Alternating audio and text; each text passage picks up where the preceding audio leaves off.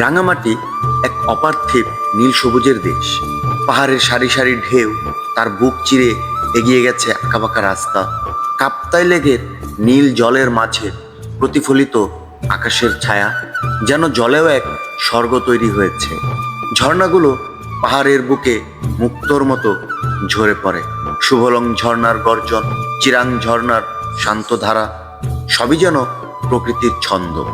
বাঁশের ভেলা ভাসিয়ে নৌকায় চড়ে যখন কাপ্তাই লেকের গভীরে এগিয়ে যাই, মনে হয় পৃথিবীর সব কোলাহল দূরে ফেলে আমরা হারিয়ে যাচ্ছি এক নিঃশব্দ মায়াবী জগতে। পাহাড়ি গ্রামগুলোর সরল জীবন, আদিবাসী সংস্কৃতির রঙিন ছায়া আর হাসিমাখা মুখগুলো রাঙামাটির সৌন্দর্যের একটা আলাদা মাত্রা যোগ করে। কিন্তু রাঙামাটির এই সৌন্দর্যের আড়ালেও লুকিয়ে আছে এক রহস্যময়তা। কাপ্তাই লেকের গভীরে ডুবে আছে হারিয়ে যাওয়া শত শত পুরনো গ্রাম। রাত্রি নামলেই লেকের মাঝে বাতাসে ভেসে আসে অদ্ভুত সব সুর, যেন হারিয়ে যাওয়া মানুষের কান্না অথবা অদেখা প্রাণের গান। পাহাড়ের গহন জঙ্গল, যেখানে সূর্যের আলোও ঠিকমতো ঢুকতে পারে না, সেখানে নাকি আজও দেখা যায় ছায়ামূর্তি, হারিয়ে যাওয়া পাহাড়িদের আত্মা। স্থানীয়রা বিশ্বাস করে কিছু জায়গা আছে যেখানে রাতে গেলে আর ফেরা যায় না। বর্ষার মৌসুমে যখন লেকের পানি ফুলে ওঠে, অনেক সময় শোনা যায় দূরে কোথাও ভেসে আসে অজানা বাঁশির শব্দ, যার উৎস কখনোই খুঁজে পাওয়া যায় না। রাঙামাটির রহস্য আর সৌন্দর্য যেন হাতে হাত ধরে চলে, যেখানে একদিকে মুগ্ধতা, অন্যদিকে এক অদ্ভুত শিহরণ জাগিয়ে তোলে প্রতিটি ভ্রমণকারীর মনে। কাপ্তাই লেকের রহস্যে হারিয়ে যাওয়া দুটি তাজা প্রাণের গল্প।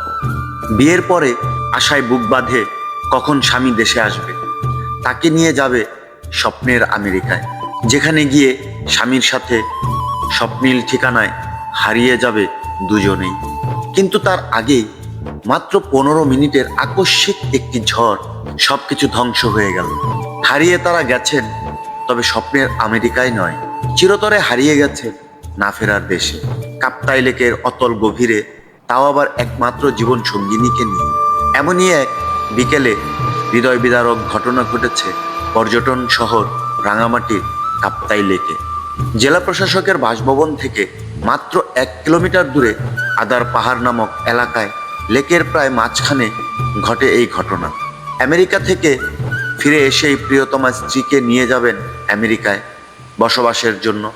তাই জীবন সঙ্গিনীকে নিয়ে নিজের দেশটাকে একটু ভালোভাবে উপভোগ করার জন্য রূপের রানী খ্যাত ঝুলন্ত ব্রিজের শহর রাঙামাটিতে আসেন আমেরিকা প্রবাসী আলাউদ্দিন।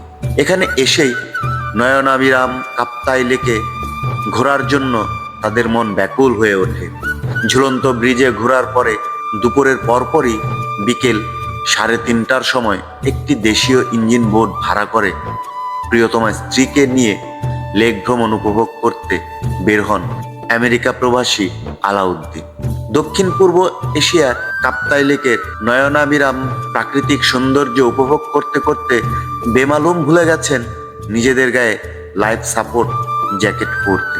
আর এটাই তাদের জীবনের জন্য কাল হল।